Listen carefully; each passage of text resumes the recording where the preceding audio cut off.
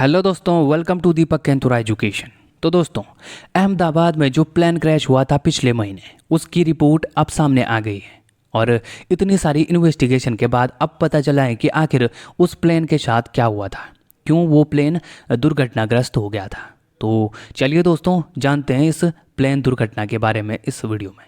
तो दोस्तों, जो ये एयर इंडिया का प्लेन क्रैश कर गया था, उसका रीजन ये था कि जो इसके दोनों इंजन हैं उनमें फ्यूल की सप्लाई कट हो गई थी, बंद हो गई थी। जी हाँ, इसके जो दोनों इंजन हैं उनमें फ्यूल की सप्लाई बंद हो गई, जिसके कारण ये इंजन बंद पड़ गए हवा में, जिसके बाद हमें ये दुर्घटना देखने को मिली।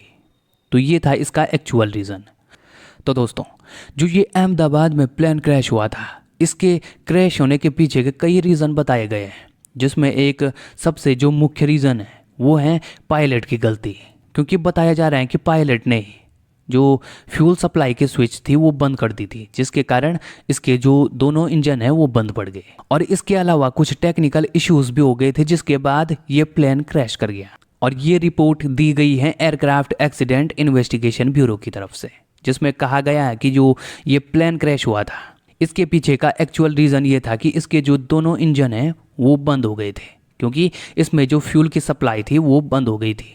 जिसके बाद ये हुआ कि जो प्लेन को थ्रस्ट चाहिए होता है वो उसको नहीं मिल पाया, और उसके बाद प्लेन क्रैश कर गया।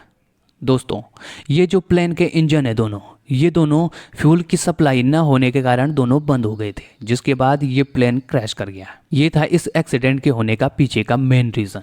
तो अब बात करते हैं कि आखिर कौन कौन से ऐसे रीजन हैं जिसकी वजह से ये जो प्लेन है वो क्रैश कर गया। तो सबसे पहले है इसमें इंजन का फेल हो जाना, इंजन फेलियर। दोस्तों, जैसे कि हमने आपको पहले ही बताया कि जो ये प्लेन के दोनों इंजन हैं वो एकदम से बंद पड़ गए थे। और बंद क्यों पड़ गए थे?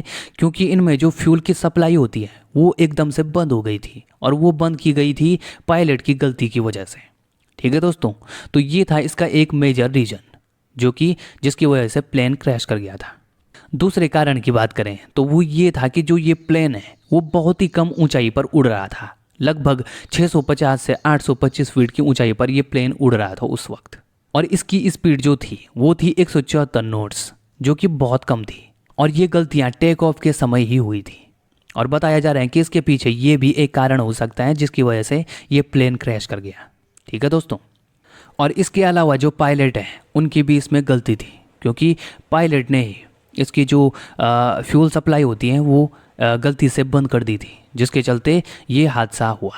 कुछ एक्सपर्ट्स का ये भी मानना है कि जब ये प्लेन हवा में उड़ रहा था उस समय कुछ पक्षी इस प्लेन के इंजनों से टकरा गए थे, जिसकी वजह से ये हादसा हुआ। तो ये भी इसका एक कारण बताया जा रहा है कि शायद पक्षी इसके इंजन से टकरा गए होंगे, लेकिन इसकी संभावना काफ़ी ज़्यादा कम बताई जा रही है। तो दोस्तों, जो ये AAIB की रिपोर्ट आई थी वो इसकी पहली रिपोर्ट थी, और जो इसकी इन्वेस्टिगेशन थी प्लेन क्रैश की वो अभी भी चल रही है।